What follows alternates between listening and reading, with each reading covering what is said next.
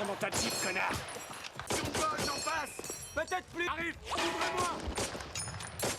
On va les avoir. Continuez à tirer. Concentration de tir à courte portée.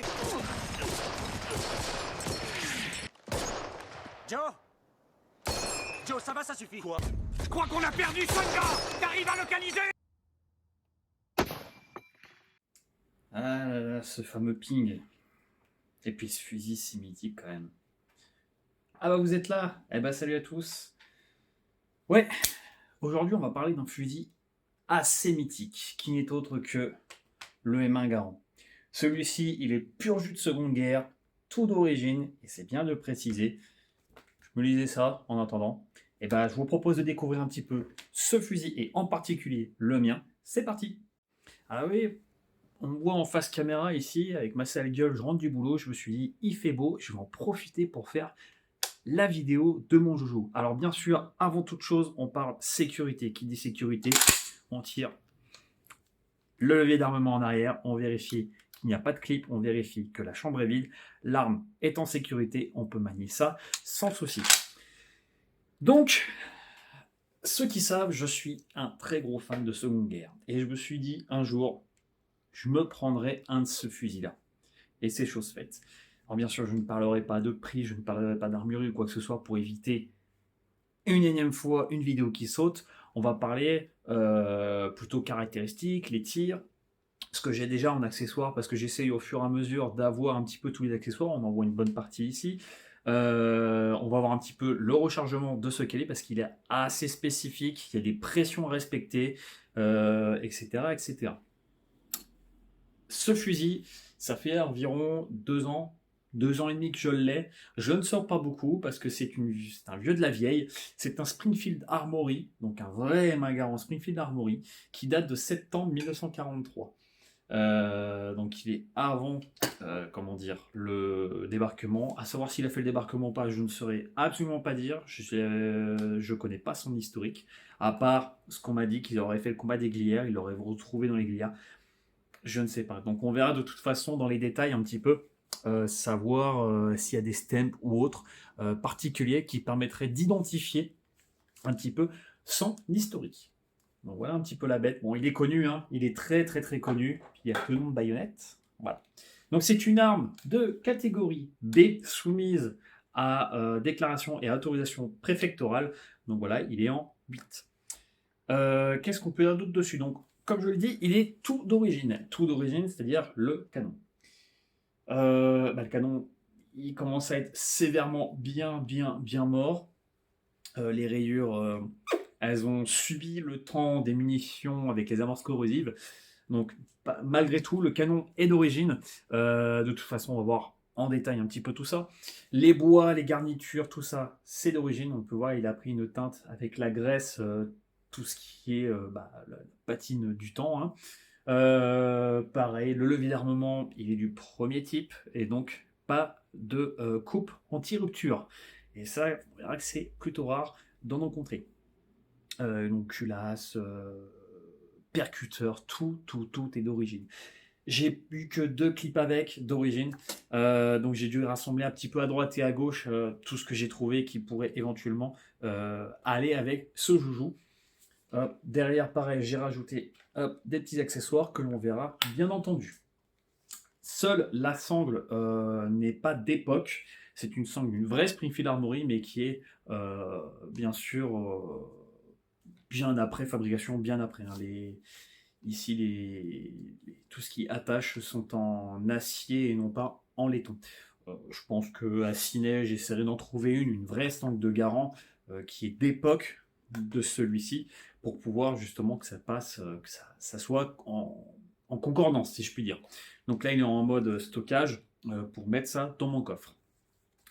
Je vous propose un petit peu de voir tout ce qui est en détail de ce joujou. C'est parti. Donc là, on le voit beaucoup mieux, ce petit Garand. Et un petit peu, il a pris la teinte. Bon, là, on le voit qu'il est un peu plus clair parce qu'il y a du soleil, mais voilà, même le parti haute est d'origine. Mais moi, je le trouve vraiment sublime. C'est une arme que je voulais vraiment depuis très longtemps, que j'ai eu et que J'en suis pas mécontent, honnêtement. J'en suis vraiment pas mécontent. On voit qu'il y a encore une petite trace de stem ici. On le distingue, mais c'est vraiment très très léger. Je ne sais pas si on verra à la caméra. La grenade de chez Springfield Armory n'est pas repassée en arsenal. Voilà, je tiens à le préciser. On a le petit P en dessous au niveau de la poignée. Hop, ici, le petit P entouré. Là, ici, on n'aura pas la grenade Springfield Armory. Hop, on va avoir le discret CIP ici. Alors ça, c'est top. Ils l'ont fait vraiment discret. Ça, franchement, c'est nickel. Je ne sais pas s'ils le font sur tous les garants comme ça, mais vous voyez, il a plutôt bien vieilli malgré son âge. Je rappelle, il est de septembre 1943. Au niveau des marquages, hop là, on va avoir ici, de ce côté-là, la locking bar, donc qui permet de verrouiller la dérive. Donc left, right, enfin left, qui permet donc dans ce sens-là de me remettre les tirs vers la gauche. Donc il n'y a pas beaucoup de marquages, hein, hormis ceux au niveau du canon. Alors je vais essayer de poser la caméra. Hop, ça sera beaucoup plus simple. Voilà. Et au niveau du canon, on va avoir plusieurs marquages, comme ici 3006 SPR. Là, ça doit être une marque, je ne sais où. Là, on a un 1 SA, donc hop, là, on a un SA, je ne sais pas si on va bien le voir. Donc Springfield Armory, 9,43, donc le 9 pour le mois de fabrication et 43 pour l'année. Le 1, je ne sais plus. Là, pareil, on aura un petit marquage, un petit P. Et puis, bah, on aura bien sûr les beaux marquages de Springfield Armory, US Rifle, calibre 31, Springfield Armory avec le numéro de série. Voilà, donc vraiment magnifique, moi j'adore. Il y en a d'autres des marquages, il y a d'autres marquages à l'intérieur que l'on verra après au niveau du démontage. Vous en faites pas, on verra un petit peu tout ça. On marquera aussi à l'arrière ici une espèce de lettre. Alors je sais pas si c'est un H ou un K mal fait, mais vous voyez, il y a des points ici, tac tac, et là on dirait une sorte de W ou je ne sais quoi. Est-ce que c'était celui qui appartenait à ce garant qui a fait ça? Je ne saurais trop vous dire. C'est donc une arme semi-automatique. Alors, qu'est-ce que c'est qu'une arme semi-automatique? On insère un clip de 8, on relâche tout l'ensemble mobile, et quand on vient appuyer sur la queue de détente, ça vient percuter, il y a du gaz qui part au niveau de l'avant, de la frette, hop, et qui vient faire reculer l'ensemble mobile, qui éjecte la cartouche, qui en remet une jusqu'à temps qu'il n'y ait plus de cartouche tout simplement, et vient éjecter donc le clip. Ça a l'avantage que c'est assez drôle en stand, c'est vraiment très très sympa à utiliser, moi j'adore, personnellement j'adore. C'est une arme vraiment mythique.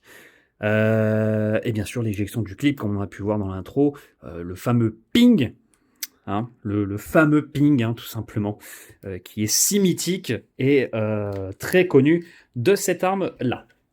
On va retrouver à l'avant. Alors, à l'avant, on va y retrouver plusieurs choses. La bouche du canon, on va y retrouver ici, hop, l'empreinte gaz. Alors, l'empreinte gaz sur le mien est différent de celui d'origine, je m'explique. Donc d'origine, on va avoir plusieurs types de bouchons. Moi, j'avais celui-ci, le simple, standard, où il ne permet pas de tir de grenade, parce qu'il n'y a pas de valve de décompression. Donc c'est bien pour tirer des munitions d'origine ou assez faiblardes, pour éviter que le levier d'armement ne vienne à casser. Ensuite, ils ont inventé celui qui permet le tir de grenade, tout simplement avec une valve de décompression ici, en fait, qu'on vient de mettre le lance-grenade M7, ça vient pousser la valve qui est ici, du coup le surplus de gaz vient partir à l'avant. Et moi j'ai ramené des États-Unis le modèle Schuster qui permet en fait l'ajustage de l'empreinte gaz. En fait il y a une vis qui vient plus ou moins loin à l'intérieur du bouchon et qui permet soit d'avoir une grande chambre ou une petite chambre d'expansion des gaz, qui fait que même avec des petites charges de poudre, on peut quand même cycler. Et ça c'est quand même relativement intéressant. Et bien entendu, on peut vraiment diminuer la force du recul que les gaz viennent au niveau de la tête du piston, et donc de conserver un petit peu son levé d'armement. Voilà un petit peu. Donc on voit le canon, il est quand même relativement rincé. Cherchez pas cette pièce, elle n'existe plus, tout simplement que Schuster ont arrêté la fabrication pour le moment, depuis un petit moment même. Donc c'est vrai que c'est assez dommage, parce que je pense que c'est quand même quelque chose qui est très sympa, qui permet de conserver ce type d'arme. On y retrouvera ici le guidon, qui est réglable en dérive avec une simple clé BTR ici. Il suffit de le décaler à droite ou à gauche avec les deux oreilles. Alors j'essaierai, si je vous trouve un schéma, je vous le mettrai ici du type de visée que vous voyez à l'intérieur au niveau de l'œilleton pour pouvoir avoir une visée conforme. Le démontage est très aisé d'ailleurs, très simple, il suffit de démonter ici, de tourner, de toute façon on le verra avec toute la partie cylindre à gaz. Ici on voit un tenon de baïonnette, donc qui permet, comme son nom l'indique, l'installation d'une baïonnette. Ici une œuvrée de 1943, donc la même année que le Garand, et donc il permet donc d'avoir le tenon de baïonnette. J'ai fait un test et on va voir que c'est réel. Avoir une baïonnette au bout du canon modifie votre impact en cible, parce que l'oscillation du canon n'est plus la même, vu que quand on tire, le canon vient à osciller, bouger, ce qui est totalement normal, et ce qui fait que rajouter du poids à l'avant modifie l'oscillation et donc votre point d'impact. Voilà la baillot. Pour le défaire, il suffit d'appuyer et on enlève la baillot. Petit tip sur la baillot, on est bien sur une vraie recoupée, donc les versions courtes. Hop. Très très bon état, je l'ai eu pareil à Ciné, donc 1943 PAL US. Très très sympa, hein, quand on voit la tronche que ça a, ça fait une superbe gueule. Hop, alors, à savoir qu'elle ne coupe pas, donc je me permets de mettre mes doigts ici. Hein. Faut faire attention, ici ça ne coupe pas, ici c'est bon, c'est pas ultra tranchant, hein, mais faut faire gaffe quand même un minimum. Donc, voilà un petit peu pour la baillot. On aura ici, alors, je ne sais pas si c'est un attache-sangle ou pour le mettre en faisceau. Je ne saurais absolument pas vous dire. Je ne suis pas spécialiste du Garand, je suis très fan du Garand, mais je suis loin d'être un spécialiste. Ici, la partie haute qui protège le canon, qui a tendance à fissurer en fait, malheureusement. Ou alors sur l'autre partie. Donc c'est normal qu'il y ait du jeu. Hein. Ça sur celle-là, ça a toujours été. Bon, c'est pas très grave. Ici, on voit le piston. Si je le fais bouger, vous voyez, bon, il est sale, hein, il a tiré. Vous voyez, ça c'est le piston. Hop. Ici, on marquera donc le premier attache-sangle avec la sangle. La partie haute du garde-main qui, elle fissure au niveau d'ici, ce qui est fort dommage. En soi, je fais très attention à ce que ça ne se propage pas. Au pire des cas, je mettrai un coup de colle propre, colle à bois, hein, pour essayer de garder vraiment la même teinte qu'actuellement, tout simplement. Donc ici, on retrouvera le lever d'armement, toute la partie à l'avant. Alors non, quand on vient mettre la main ici, on ne touche pas le lever d'armement. Hein. Vous verrez dans les vidéos, je mets la main un peu vers ici, ça ne touche absolument pas. Hein. Donc avec la petite languette ici qui permet de manœuvrer sans souci. À savoir aussi que c'est assez facile à manier, sachant que là j'ai un ressort neuf qui devrait arriver dans pas longtemps pour pouvoir changer celui-là d'origine qui commence à fatiguer un petit peu, hein, ce qui est compréhensible. Vous voyez, j'ai bien retenu parce que sinon on a le fameux Garand Thumb et on verra pourquoi et surtout comment l'éviter.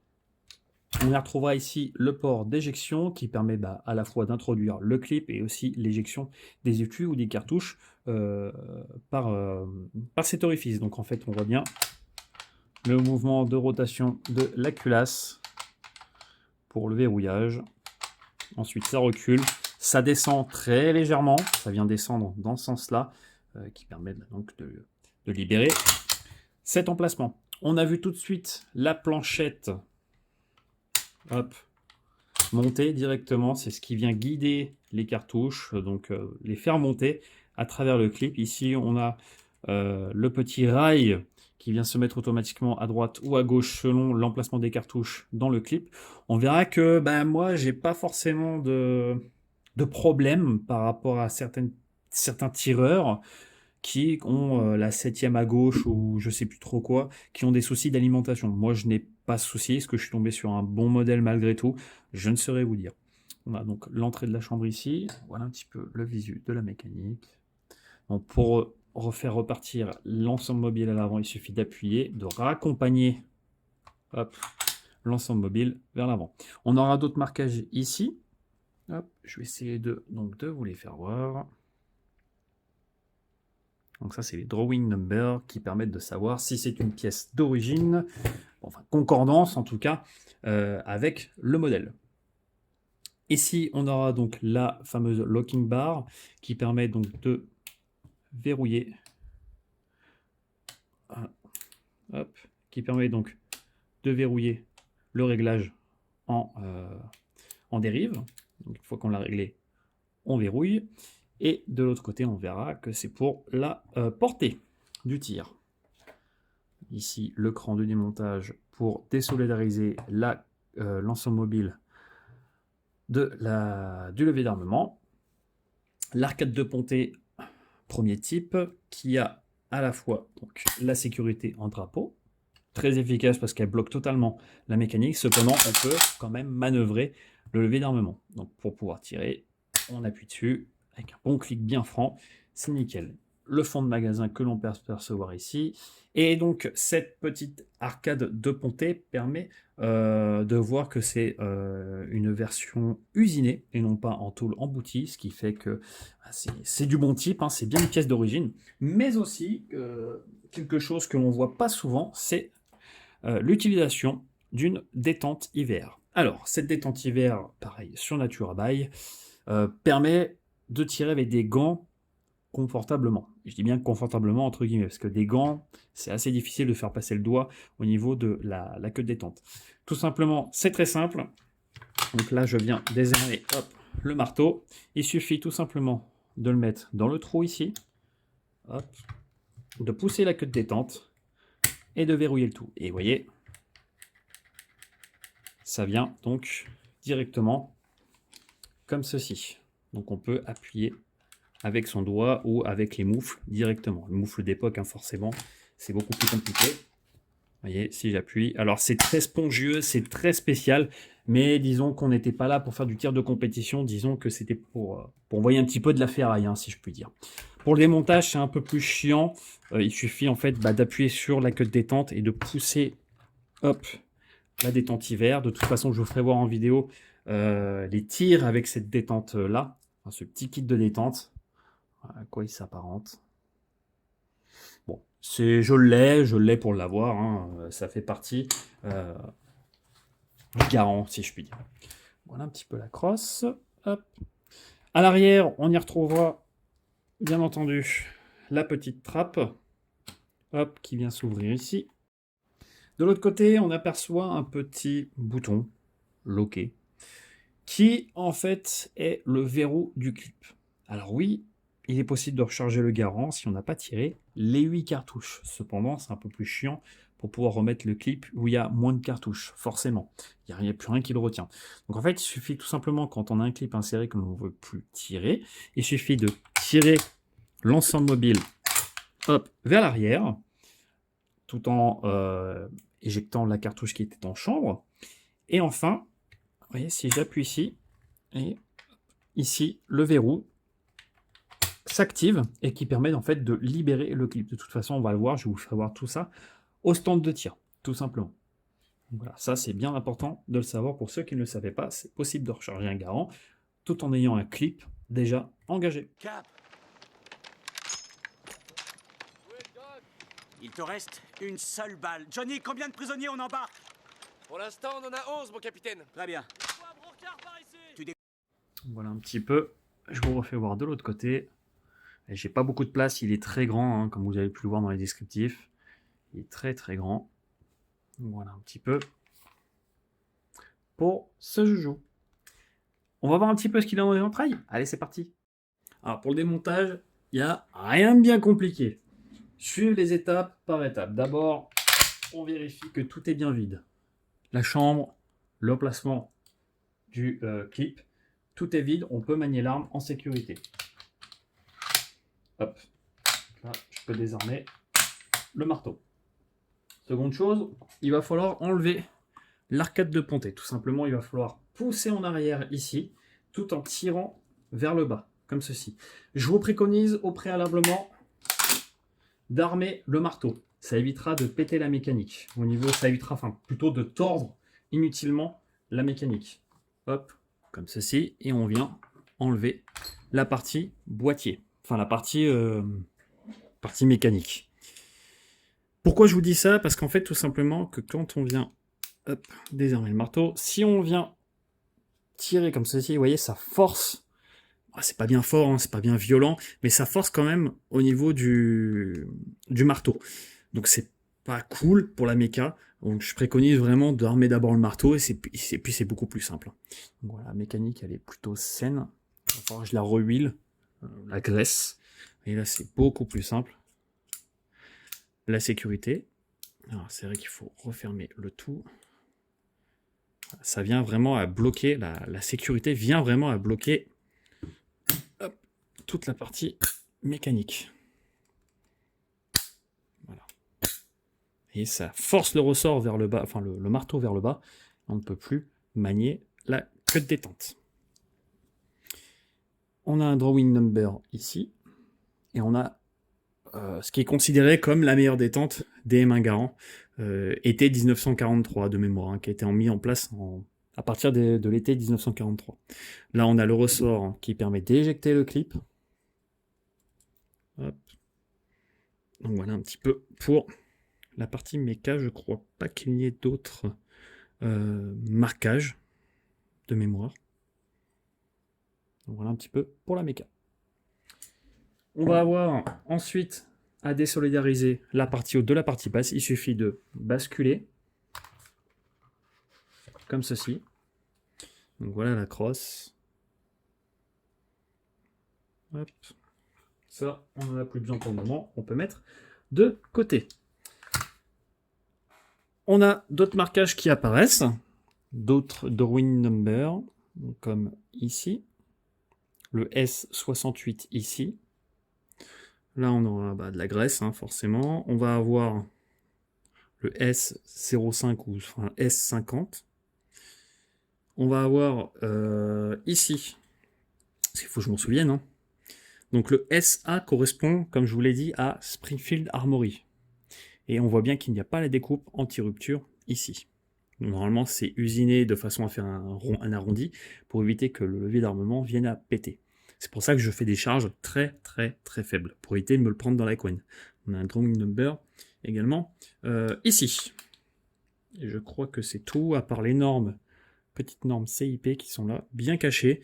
Donc merci aux bancs de Saint-Étienne de ne pas avoir gâché ce petit plaisir d'avoir des marquages qui ne sont pas disgracieux, visibles. Donc voilà pour avoir la partie haute. On va démonter un petit peu tout ensemble. Mécanique, c'est parti. Donc pour ce faire, on va d'abord retourner toute la partie vers le haut. On vient appuyer sur la planchette élévatrice. On tire, hop, comme ceci, et on vient sortir donc le ressort ainsi que la tige guide. Vous voyez, c'est un long ressort. Le mien, il commence à être très fatigué, il commence à être violemment tassé. Donc c'est pour ça que j'en ai commandé un pour lui redonner un petit peu une jeunesse et pour éviter de faire des charges un peu trop élevées. Des charges qui lui mettent un petit peu dans la gueule au niveau du levier d'armement, ce que je veux dire. Donc voilà à quoi il ressemble sur le mien, parce qu'il y a différents types aussi de tige guide. Hop. Alors, j'ai les mains bien grasses quand même malgré tout. On va avoir plusieurs choses à retirer, comme ici le petit passage de la goupille que l'on retrouve ici. Alors on verra peut-être, mais je crois qu'on a un M placé juste ici. Un petit M. Il y a des marquages, je ne sais absolument pas à quoi ça correspond. J'ai essayé de chercher, j'ai pas forcément trouvé de réponse à mes questions. Donc la petite goupille. Et là on vient donc retirer l'arrêtoir d'ensemble mobile. Voilà à quoi ressemble le mien. Ça c'est la partie qui vient en contact ici. Hop. Avec le verrou de clip. Et ça, c'est la partie qui vient arrêter avec le levier d'armement ici. On peut enlever donc le petit bras avec le S68. Alors ces marquages-là, je ne sais absolument pas. Ah, le 2S68. Voilà. Il y a un petit 2 qui se cache au tout début. On va pouvoir enlever le guide balle. Le guide des balles, voilà à quoi il ressemble. Mon modèle à moi. Vous voyez, il y a un petit épaulement ici. Je vais en profiter pour lui donner un petit coup de nettoyage parce qu'il est vraiment pas propre du tout. J'ai pas eu vraiment le temps de le nettoyer. On va pouvoir enlever la petite planchette élévatrice avec pareil un chiffre 11 ici. On peut démonter bien évidemment cette partie-là. C'est un peu chiant à remettre, je ne conseille pas. Donc pensez à la dégraisser de temps à autre. Il faut que ça coulisse librement, hein, tout simplement. Hop. Ensuite, on vient retirer tout l'ensemble. Ensemble mobile, enfin culasse, levier d'armement. Je vous refais voir un petit peu. Il y a un petit cran ici. Il suffit de venir à ce niveau-là, de tirer le levier d'armement vers l'extérieur. Vous allez sentir un moment, voilà, il tire. On le dépose et là on peut sortir donc la culasse. Alors, il y a un mouvement à avoir, voilà, vers le haut, hop, comme ceci. On verra le démontage de la culasse avec deux types d'outils, deux façons de faire, dont une où je préfère, et là on peut retirer donc le levier d'armement avec sa tige de manœuvre. Et elle est quand même relativement grande. On a ici un petit marquage aussi. Et puis, donc là, pareil, le système de verrouillage de la glissière, enfin de la culasse. Le piston, qui n'est pas très propre. Ah, c'est bien. Et enfin, hop, on peut passer à la partie avant. Donc voilà un petit peu la méca. Donc le percuteur vient se loger ici quand la glissière est retenue en arrière. Ou quand on a fait un aller-retour, hein, tout simplement. Pensez à bien huiler tout ça. Pareil, on a un petit marquage ici, 0,9. Je sais pas s'il va faire la mise au point. Voilà. 0,9 ici, le petit M. Donc c'est assez costaud, mine de rien. J'aurais bien voulu changer mon canon. Mais disons que je n'ai pas les compétences pour le faire. Et puis je laisse faire des armuriers compétents pour faire ça. Pour le moment, il est encore bon. On va regarder qu'il y a un outil qui est très spécifique, une jauge de chambre que j'ai reçue il y a quelques jours, pour vérifier si ma feuillure était encore bonne, hein, bien sûr. On va démonter évidemment la partie avant de l'empreinte gaz. Donc la première méthode, celle que je déteste le plus, on va faire un petit peu de place, c'est celle avec cet outil-là. Ça, c'est le second type. Il me semble que c'est le second type. Le premier type avait un porte-chiffon ici pour nettoyer la chambre, sauf que je préfère ça, tout simplement que ça vient vraiment gratter les parois de la chambre, et donc c'est beaucoup mieux. Cet outil-là a plusieurs fonctions, donc nettoyage de chambre, on va avoir tournevis et également la partie qui va permettre d'appuyer sur l'éjecteur pour pouvoir démonter l'extracteur. C'est la partie que je déteste le plus. Ici, pour pouvoir chasser les goupilles, les différentes goupilles du garant, on va avoir un petit tournevis ici qui va permettre pareil de démonter des choses.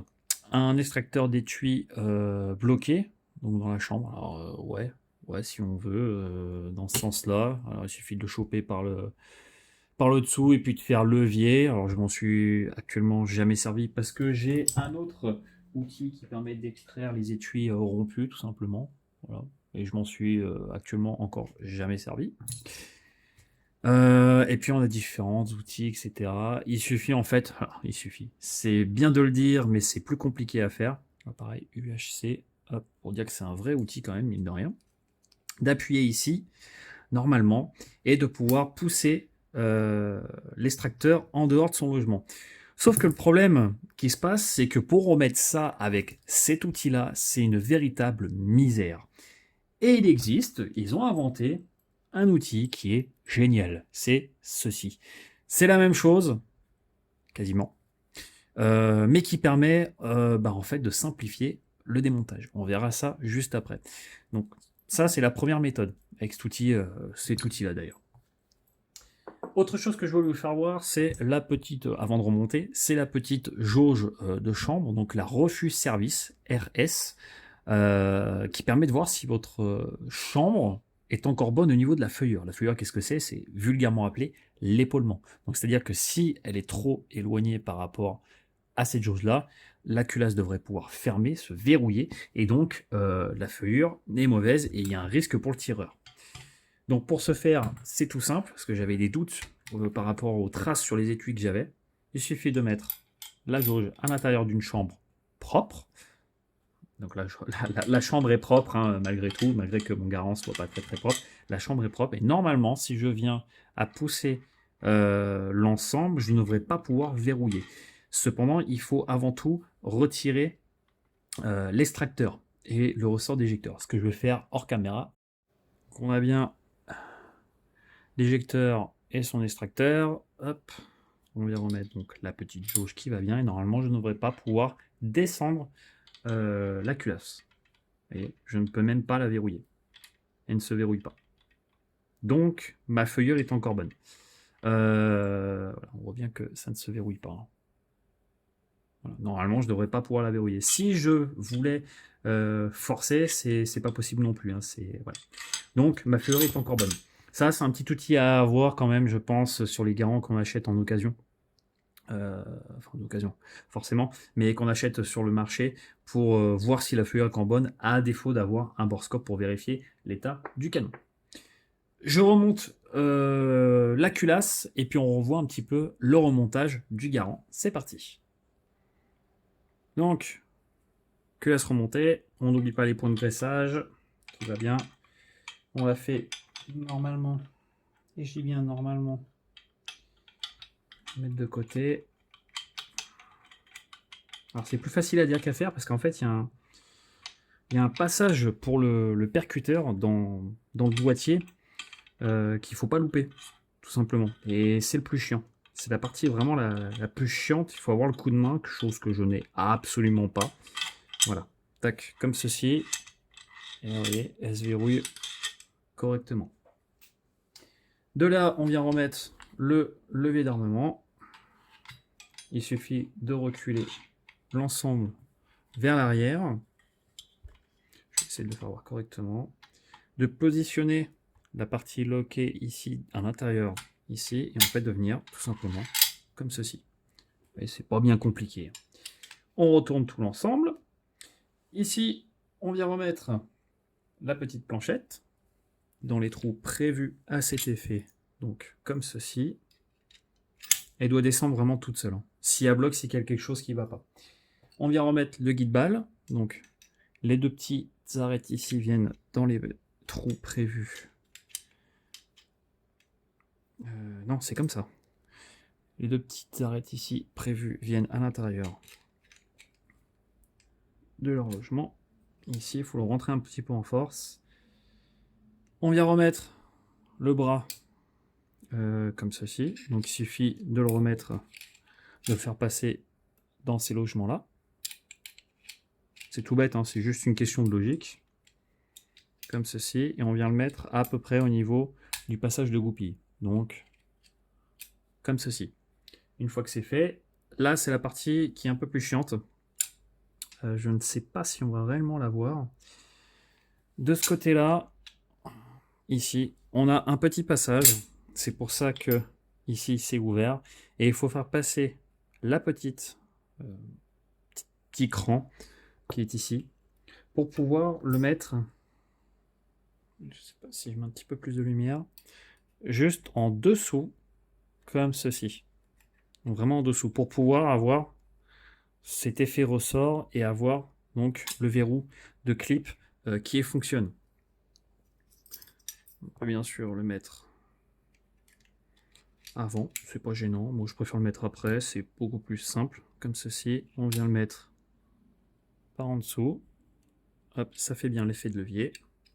On vient mettre le petit bras, tac, et on vient mettre la goupille dans le bon sens. De toute façon, on peut pas normalement se gourer comme ceci. Vous voyez, c'est pas bien compliqué. Hein. Normalement, si vous avez bien fait votre job, le levier d'armement vient bien se verrouiller comme ceci. Hop. Il suffit de repousser tout ensemble et ça vient comme ça. Voilà, donc rien de bien compliqué, hein. Vraiment rien de bien compliqué. On vient remettre le garde-main dans ce sens-là. Hop, bon, je le nettoierai hors caméra, hein. Je ne vais pas m'amuser à faire un nettoyage pendant la vidéo, ça va de soi. Hop. Le cylindre à gaz. On vient s'aider avec un petit outil. Alors bien sûr, côté mou, hein, allez pas commencer à me taper avec ça avec un marteau, hein, ça va de soi. Bon, parce que j'en connais certains, voilà. Hein. Bref. On vient remettre le petit écrou en 8. Donc là, on est à fond. On remet le petit bouchon du cylindre à gaz en serrant convenablement. Alors le chusseur, je m'en fous un petit peu, disons que c'est facilement reproduisible en usinage, mais tandis que ceux d'origine, j'ai fait attention, je prends vraiment les outils nécessaires. Et on vient bien sûr remettre le contre-écrou à l'avant.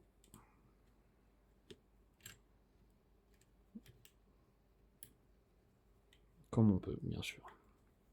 Tout en serrant pour que ça ne bouge pas.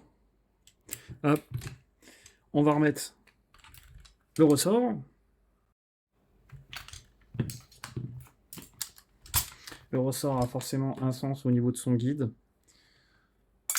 On va remettre dans son logement. Comme ceci. Et on vient mettre la partie incurvée vers le bas. Tout en levant un tout petit peu la partie qui pousse les cartouches. Donc comme ceci. Ça doit bien venir entre. Et normalement, ça doit faire ceci. Si ça ne fait pas ça, c'est qu'il y a un problème au niveau du remontage. On n'a plus qu'à remettre la crosse. Et puis, je crois que c'est tout. La crosse. Comme ceci. Et bien évidemment, notre bloc mécanique. L'on vient... Vous avez les deux tétons qui sont ici et ici. Ils viennent se loger au niveau d'ici. Au niveau... Ouais, c'est ça. Hop. Et on vient juste pousser. Comme ceci. On arme. On voit que ça se verrouille correctement. On peut relâcher donc en faisant gaffe. Ah oui, alors oui, j'ai oublié. Il peut arriver même très souvent que le bout de la culasse vienne à bloquer sur la partie arrière ici. Faites attention, appuyez bien sur la planchette élévatrice. On peut relâcher. Coup de bon fonctionnement. Ça percute. Il n'y a pas de souci. Je vous fais voir 2-3 accessoires. Le démontage de la culasse en deuxième façon de faire. Et puis on va aller s'amuser un petit peu au stand de tir. C'est parti. Deuxième type de démontage. Il vous faudra une petite tige que l'on vient insérer, donc qui est fournie dans le kit forcément. On visse dans cette partie-là. Vous voyez, elle est totalement mobile. On vient armer l'ensemble. On vient introduire le côté plat dans la chambre. Alors bien sûr, on vérifie, mesure de sécurité, etc. Avec la partie, vous voyez, le petit tenon qui est là, vers le bas. Parce qu'il va falloir faire rentrer ce petit tenon en dessous, et je dis bien en dessous, juste ici, pour pouvoir faire levier et faire sortir l'extracteur. Donc, rien de plus simple. Enfin, rien de plus simple. Ça aussi, c'est un abus de langage. Il suffit de le mettre un peu plus simple quand on sait le faire, comme ceci. Je vais essayer de le faire voir, c'est pas dit que j'y arrive, il faudra m'excuser. Je vais essayer de monter la luminosité à fond, il faudra le mettre comme ceci. Et en fait, voilà, le petit ergot que je parlais, il est juste là, en dessous de l'extracteur. Ce qui fait qu'on va pouvoir faire un effet donc de levier. Quand on est ici, on vient pousser. Vous avez entendu le petit clic? Le petit clic, c'est l'extracteur. Alors, il faut que je le remette correctement. Tac. Et à partir de ce moment-là, on vient pousser comme ceci. Vous voyez l'extracteur là? Tac, il a sauté, c'est pas grave, il est juste là. Hop, ici on a le petit ressort d'extracteur. On vient légèrement reculer l'ensemble mobile. On enlève ceci. Et on a fait très attention. Ici, le ressort éjecteur. Et son éjecteur, plutôt. Est-ce que je peux le mettre comme ceci? Oui. Donc voilà à quoi ça ressemble. Petite pièce qui saute très facilement. Et c'est très très chiant à retrouver ce genre de petites pièces. Hop, que l'on peut mettre de côté. Ensuite, on peut redémonter tout l'ensemble. Enfin, démonter tout l'ensemble, on fait comme si on l'avait pas encore démonté. Et faites attention parce que le percuteur peut se faire la malle. Alors, pour ce faire, en général, on retire donc le ressort de retour. On arme légèrement tout l'ensemble. Et là, on peut donc sortir le percuteur. Alors, j'essaierai de vous mettre une vidéo de Slamfire avec le garant pour que vous voyez de quoi je parle. Voilà quoi ressemble le percuteur. Alors, bien sûr, j'ai prévu le coup. J'ai racheté plusieurs kits de rechange avec extracteur, des ressorts, etc. Ce qui me permet de pallier un petit peu à tout ça. Mais voilà. Voilà à quoi ça ressemble. Vous voyez, le démontage de l'ensemble est très facile. Puis après, vous refaites comme avant dans la vidéo. On vient replacer donc le percuteur dans son logement. Hop. On vient remettre le ressort. Parce que sinon, c'est un peu plus compliqué. À partir de ce moment-là, on ne met pas la crosse. Et vous allez voir pourquoi. Parce qu'il va falloir tenir le percuteur. Ah oui, je sais, c'est casse-couille. Hein. Je sais. Mais c'est comme ça. On vient armer le trou. Hop. On le maintient, bien évidemment. On vient remettre... Ah oui, il y a une petite... Alors, je ne sais pas si on va la voir. Il y a une petite encoche sur le côté qu'il va falloir mettre dans ce sens-là quand vous prenez votre garant comme ceci. Parce qu'en fait, l'extracteur va venir ici. Et ce qui permet en fait de le verrouiller dans son logement. Donc on vient, on arme le tout, on met tout le bordel. Donc on vient pousser l'ensemble en prenant attention, ou faisant attention à ce que le percuteur ne se barre pas. Et c'est ça toute la difficulté de cette méthode de démontage-remontage.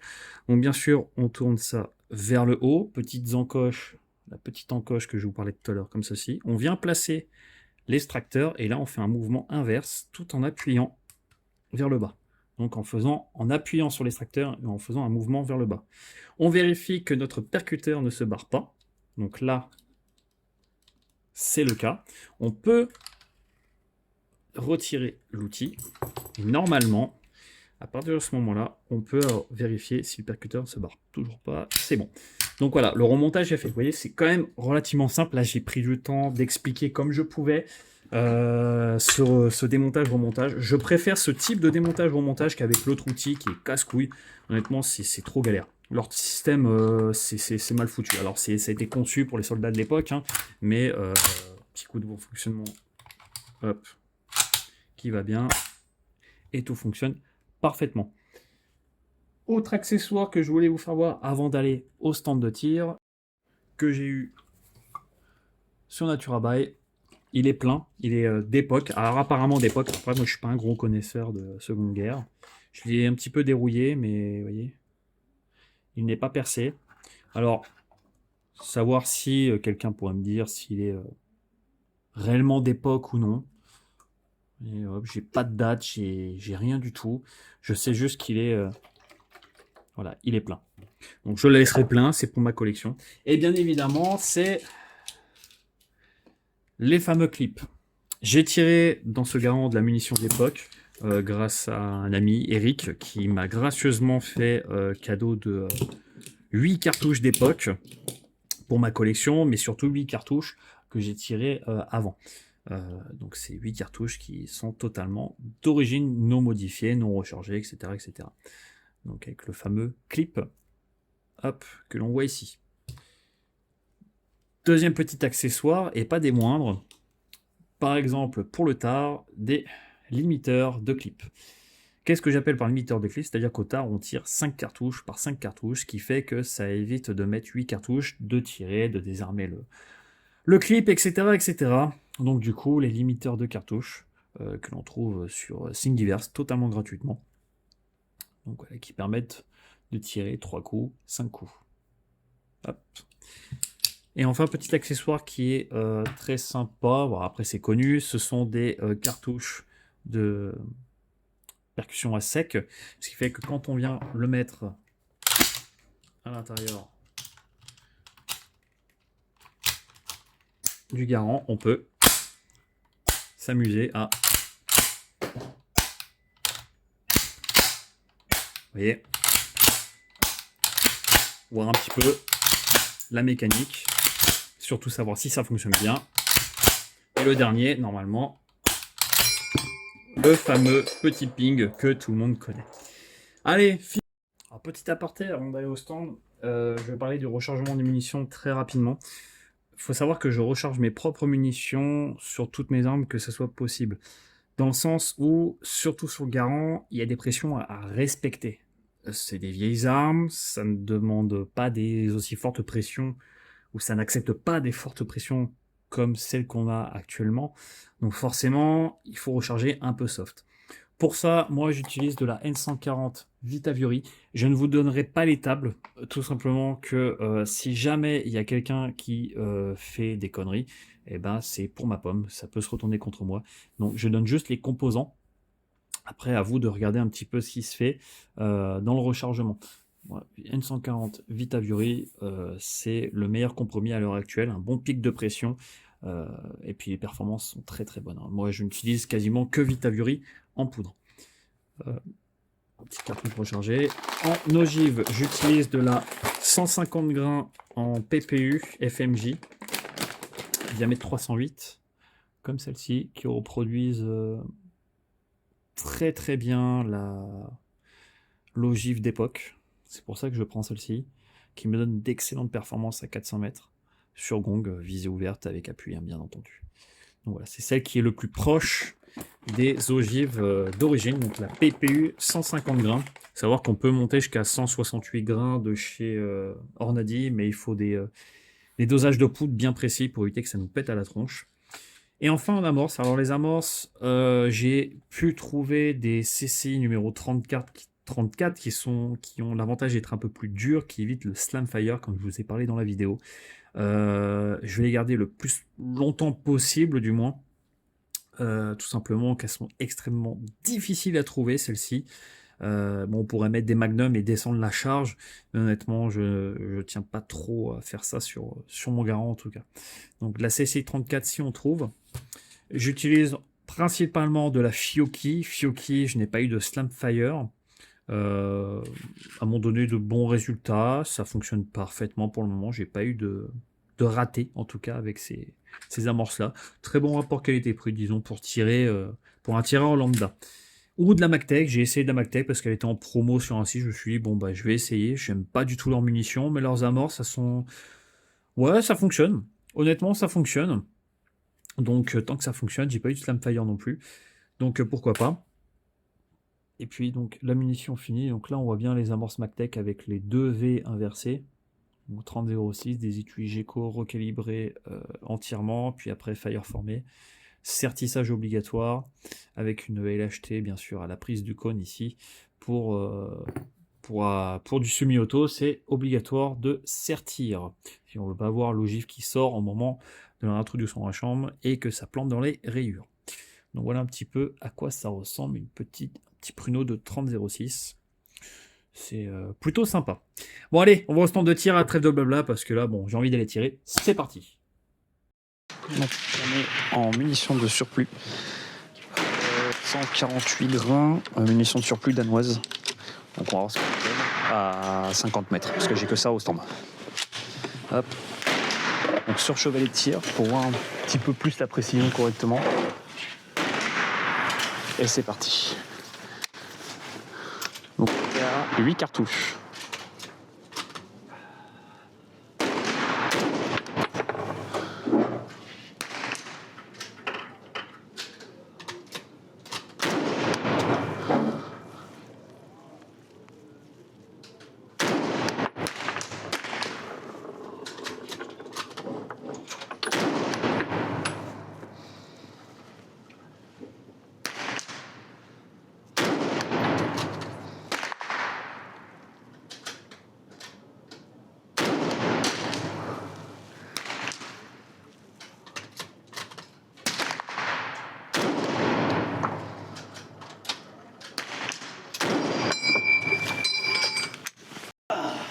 même topo, même cartouche à 50 mètres.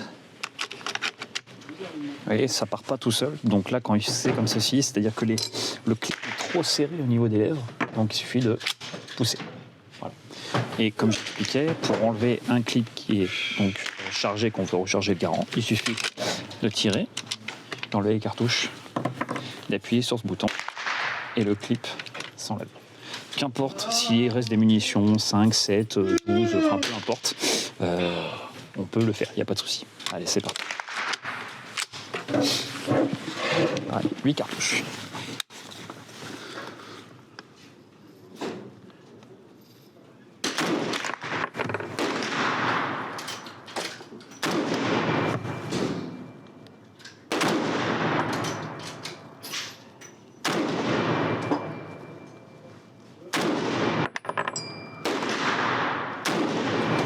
Ah, vous voyez, si. Hop, c'est rien. Et la dernière, avec le fameux ping. Donc là voilà, avec la minute de surplus, 50 mètres, on n'est pas non plus, c'est pas adapté quoi. Avec, j'ai tiré plutôt rapidement, donc bon, c'est pas fou. Là on va passer avec de la 145 grains en PPU. Donc là on va tirer en 145 grains PPU avec la N135. Sachant que maintenant je recharge comme je dis N140, donc une cartouche. Et après on va tester les mêmes avec. C'est parti. Voilà. C'est mieux. Et c'est parti.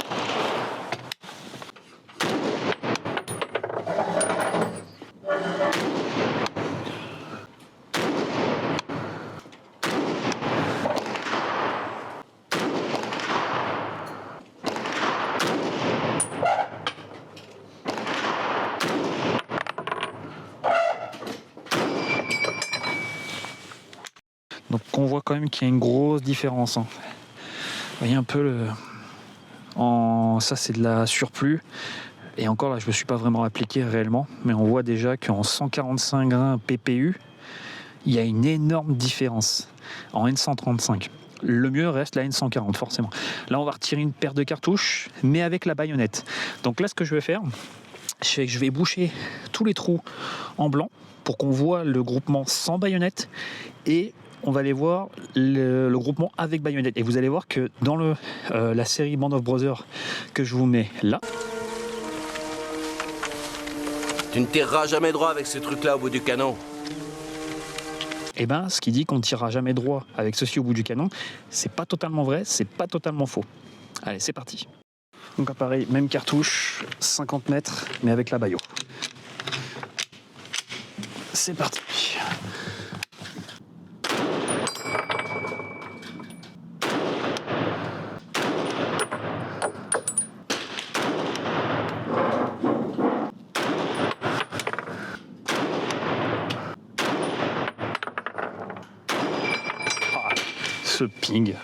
Ce ping, c'est mythique. Donc on va le laisser refroidir parce qu'il chauffe très vite. Et puis on va aller voir ce que ça donne en cible. Bon alors, avec Bayo, putain c'est beaucoup... Ah, c'est marrant, c'est plus précis. C'est quand même assez drôle, hein. Ouais, mine de rien, ça n'a rien à voir. Hein. Donc on voit, à part cela, on voit que... Mais là c'est plus précis, on en a une là. Bon, admettons que c'est un coup de doigt. 1, 2, 3, 4, 5, 6, 7 et 8. Sachant que mon canon est mort. Je retiens à le repréciser, mon canon est mort. C'est quand même pas trop dégueulasse. Et donc là, on va tester. Alors, ça c'est de la 145 grains FMJ standard, FMJ BT ou FMJ standard PPU. Et là, on a de la 150 grains, comme je vous ai fait voir. PPU pareil, sauf que la différence réside déjà dans la longueur et le poids. Celle-ci se rapproche beaucoup de la M2, tandis que celle-là c'est de la Star. Donc on va voir déjà qu'il y a une petite différence. Bon, je vais tirer 2 clips et on va voir ce que ça donne en cible. C'est parti. Allez hop. Hop, ça referme tout seul. Toujours à 50. Allez. Donc là, par contre, on est chargé à la N140. les amorces Fiocchi. J'ai pas Flamfire comme on peut le voir, donc ce qui est plutôt assez étonnant, mais tant mieux. Par contre, petite précision, le ressort de recul a été changé aujourd'hui, donc c'est pour ça que ça recule beaucoup moins qu'avant. Il n'est pas plus mal d'ailleurs. Allez, c'est parti. C'est chaud. C'est très chaud. Bon, ça réchauffe les mains, on me dira.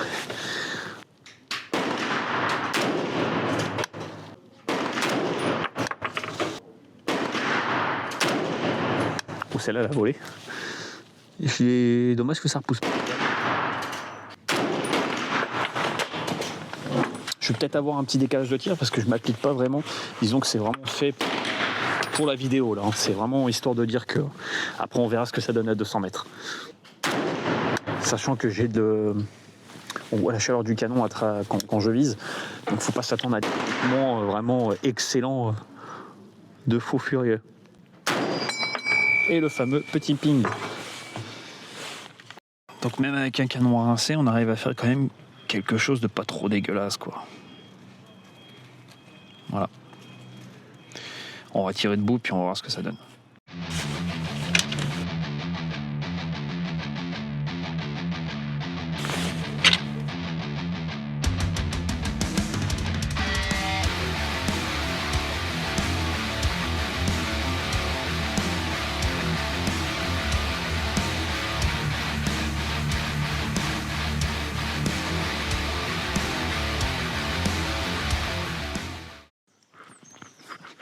Donc rebelote, 8 autres cartouches, toujours à 50, debout. Allez, c'est parti.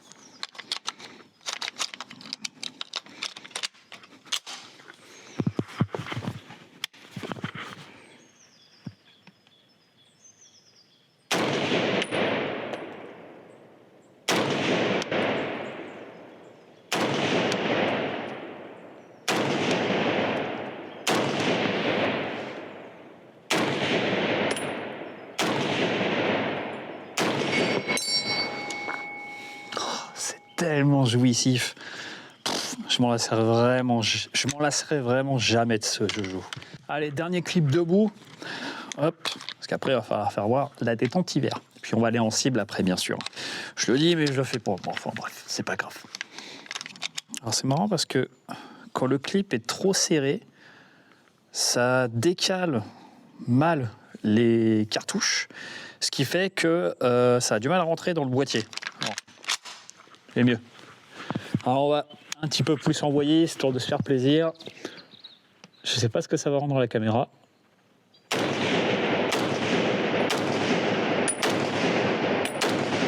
Oh, ça va être horrible en ciel.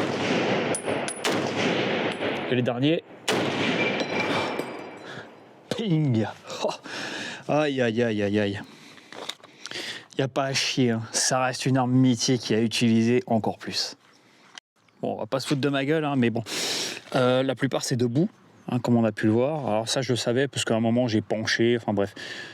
Je cherche pas à faire du point, je cherche vraiment juste à m'amuser avec cette arme. Le canon est, comme j'ai dit, il est rincé. Malgré tout, c'est pas non plus ultra dégueulasse, quoi. Je tire très rarement avec le Garand, hein, faut savoir. J'essaie de le préserver au maximum. Mais c'est pas dégueulasse, hein. Faudrait voir ce que ça donne à 100 et à 200, tiens. Ouais. Bon, allez, on va voir la détente hiver. C'est parti. Donc la détente hiver, de quoi elle se compose ? Elle se compose de 2 parties. Pourquoi ? Parce qu'elle est aussi adaptable sur les nouveaux boîtiers mécanismes, si je puis dire, qui ne sont pas dotés de trous ici. Donc en acier embouti ou plutôt qu'un acier usiné. Et si c'est un acier usiné, c'est pour ça que l'on n'aura pas besoin, hop, de cette pièce-ci. On la met de côté. Donc voilà comment elle se présente. Il y a un petit ressort. La détente, c'est cette partie-là. Donc forcément, elle va venir comme ceci. Quand on va appuyer sur la partie quadrillée, ça va faire un mouvement de levier donc vers le bas. Et comme la queue de détente est comme ceci, ça va venir appuyer. Pour la mise en place, c'est tout simple. Donc bien sûr, on vérifie que l'arme est bien vide. Hop, on vient mettre en place en appuyant sur la queue de détente, comme ceci. Alors, il faut bien sûr enlever la sécurité, c'est pour ça qu'il faut bien faire une mesure de sécu. On appuie. Et on vient mettre tout simplement comme ceci, comme je vous ai fait voir en démo rapidement.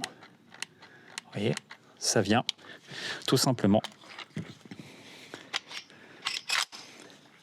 faire ceci. Voilà. Alors c'est pas pratique, hein. Honnêtement, c'est vraiment pas pratique. Je pense que c'est fait vraiment pour tirer avec des moufles en hiver quand il fait très froid. Je pense notamment quand il s'est passé la bataille des Ardennes, etc. Donc on a vraiment cette détente-là. C'est pas du tout agréable à tirer. Parce que si on doit le positionner comme ceci, la main, c'est pas ouf. Si on doit la positionner comme ceci, on n'a pas la sensation. Enfin bref, vous allez voir, c'est vraiment, mais alors vraiment pas pratique du tout. Allez, on voit ce que ça donne. C'est parti. Donc allez, c'est parti, je vous fais voir ça. Il y a déjà un clip inséré à l'intérieur, sauf qu'il n'y a rien en chambre. Oui, on peut le faire aussi. La preuve. Hop, c'est chambré. On enlève la sécu et vous allez voir que c'est pas fifou au niveau de la prise en main. Déjà, c'est pas du tout agréable, hein. Je sais pas si on voit quelque chose. J'ai mis que 5 cartouches. Vous voyez, c'est pas du tout adapté.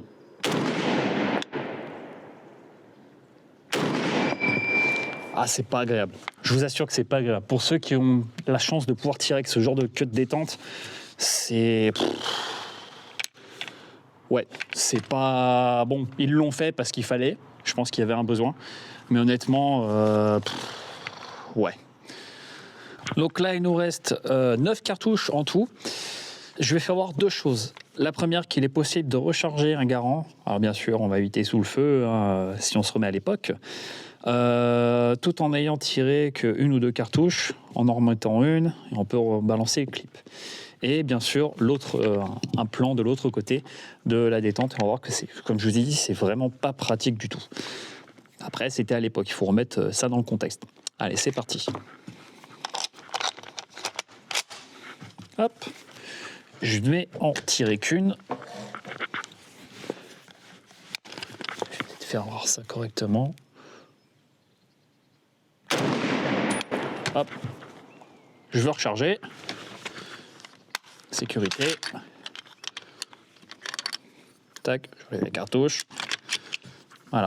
Donc, je peux bien recharger mon Garand sans avoir tiré les 8.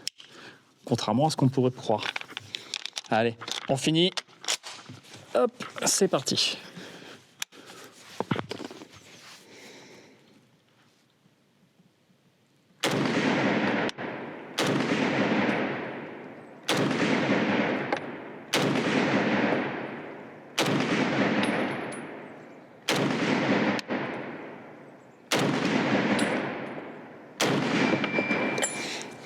Et c'était le ping final.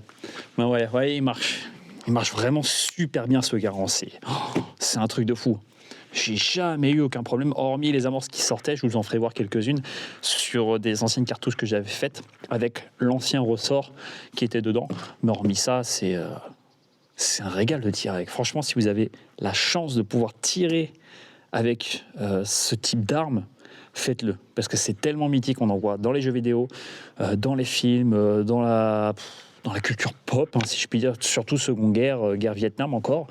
Et voilà, le fait d'en avoir un en vrai et surtout le mien, mon Garand, et ça change quand même la donne. Bon, on a creusé derrière, on a fait un terrier de lapin. Oh là là. Bon, enfin bref, c'est pas si dégueulasse, hein, franchement. À savoir que, comme j'ai dit, la plupart du temps, j'ai tiré debout. Et je prenais pas forcément bien ma visée, proprement, correctement. Ouais, il y a mieux et il y a pire, comme on dit, hein. Mais il y a surtout pire que mieux, quoi. Bon, bref, c'est pas grave. Du moment que je m'amuse et que ça me va, le reste, on s'en fout. Allez, petit tir, 200 mètres, on va tirer 8 cartouches et on va voir ce que ça donne. J'ai l'occasion de tirer à 200, ça va être le moment. Donc je tire avec appui sur mon sac de tir. Honnêtement, c'est pas dégueulasse. Allez, c'est parti.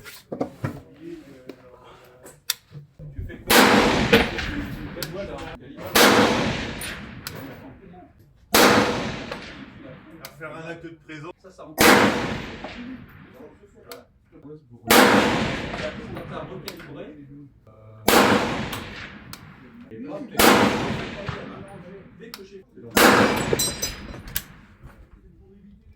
On va voir ce que ça donne à 200. Donc le résultat 200. Pas trop dégueulasse, je suis un peu haut, mais si on transvase ici, 200 mètres, c'est pas dégueulasse, hein. Sachant que j'ai un canon qui est rincé. Et je pourrais même encore mieux m'appliquer. C'est pas dégueulasse. Sur une C200. Donc là, je viens de refaire une toute petite série de 5. Alors, j'ai un vieux coup de dos ici, mais ça, je l'ai senti au tir. Et j'en ai quand même 3 belles là. Et là, j'étais en appui à la main. Enfin, appui normal, sangle, mode tard quoi.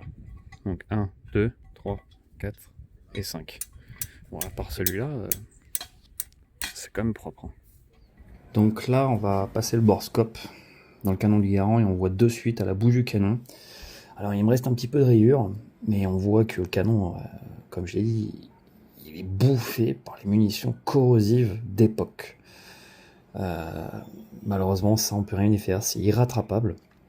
Donc c'est pour ça que j'hésite en fait à le changer, tout simplement que je voudrais retrouver un super canon pour faire des performances encore mieux que celles qu'on a vues en cible. Chose qui est largement faisable avec un canon beaucoup plus propre. Là je cherche le trou des... Voilà, les évents d'empreinte gaz, donc on voit qu'il est quand même...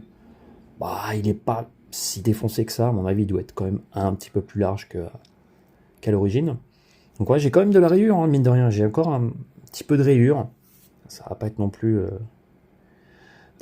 en super état, mais on voit quand même qu'il y a malgré tout de la rayure. Bon, bah, il est bouffé, hein. On voit qu'il est vraiment littéralement bouffé par la mine corrosive. Donc pour ceux qui veulent voir l'état d'un canon avec de la munition corrosive qui n'a pas été nettoyée, bah voilà le résultat. Hein. Les Mosin Nagant, c'est pareil, là on voit que c'est cratérisé, c'est mort, là c'est irrattrapable, c'est même pas la peine. Voilà, l'état du canon, de toute façon, il est irrattrapable. Là on voit que c'est cratérisé aussi. Donc tout ça, c'est à cause des amorces qui étaient à base de fulminate de mercure. Et donc bah, on voit les dégâts que ça a fait. Hein. Ça pardonne absolument pas. Donc c'est pour ça, nettoyez et huilez vos canons quand vous utilisez de la mune de surplus. Parce que sinon, voilà les dégâts. Donc, malgré tout, ce qui m'impressionne, c'est que j'ai encore de la rayure et que j'ai une précision qui n'est pas non plus ultra dégueu, quoi. Donc, à voir. Mais là, on voit que, bon, là, j'en récupère un petit peu au milieu de canon. J'en récupère un petit peu, mais il n'est pas ultra méga bouffé comme on peut voir à la fin. Je vais un petit peu plus vite. On voit que j'ai pareil, un petit peu de rayure. Bon, il est sale. Je ne l'ai pas nettoyé. Je réintroduis pas de tir pour faire la vidéo. Donc on voit que là j'en ai un petit peu, il est un petit peu en meilleur état. Donc voilà, mais ouais, donc il est crade, hein, faut me pardonner. Là on va arriver vers la chambre, donc on voit tout de suite que là-bas c'est recratérisé. Ouais, ça, là c'est ouf, c'est bien bouffé le canon. Hein. Mais on a encore de la rayure, et là voilà, on arrive au cône de prise de rayure. Bon là, bah, le cône il est... Voilà quoi, il est. On va dire qu'il est. Hein, voilà, donc là on voit que ça a bien été bouffé ici.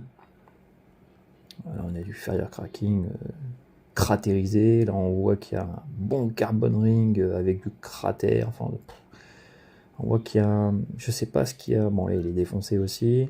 Là on arrive au niveau de l'épaulement. Et on voit qu'il y a une trace. Alors je pense que c'est moi. Il y a dû avoir un étui, qu'il y a dû avoir un coup quelque part. Et on voit que ça l'a rayé. Bon, je suis plus à ça près, honnêtement. Je suis vraiment plus à ça près. Donc pareil, ici, la chambre. Donc elle est très sale. Elle est marquée forcément par la corrosion. Là, l'entrée de la chambre. Normalement, on devrait apercevoir les guides de montée. Ouais, voilà, ici. Donc ils sont relativement propres malgré tout. Alors, cette partie-là, elle est plutôt saine, ça va. Et puis là-bas, je reviens tout doucement à la gauche du canon. Hop, on voit sur le côté droit, on voit l'âme du canon, hein, en plus de la réverbération du miroir. Donc voilà un petit peu pour l'état actuel du canon Montgarand. Donc, qu'est-ce qu'on pourrait dire sur ce petit Garand? Bah, première chose, ping. Hein, ping. Non, trêve de plaisanterie. Franchement, c'est une arme qui est superbe. Elle est mythique. On l'a vu dans Medal of Honor, hein, les premiers Medal of Honor sur PS1. Dans les films comme Il faut sauver le soldat Ryan, les séries comme Band of Brothers, etc.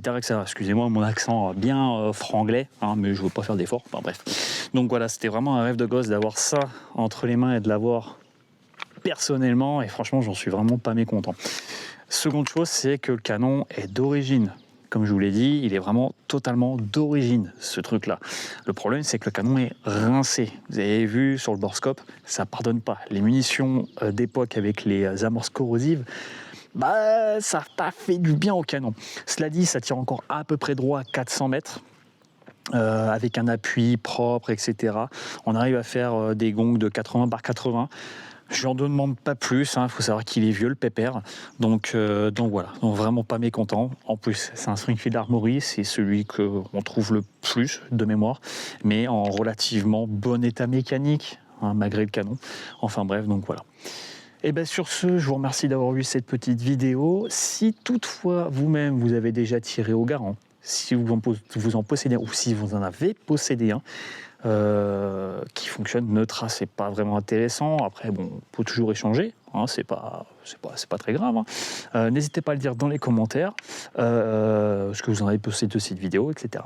Allez, sur ce, je vous laisse et je vous dis à la prochaine pour une nouvelle petite vidéo. Ciao tout le monde!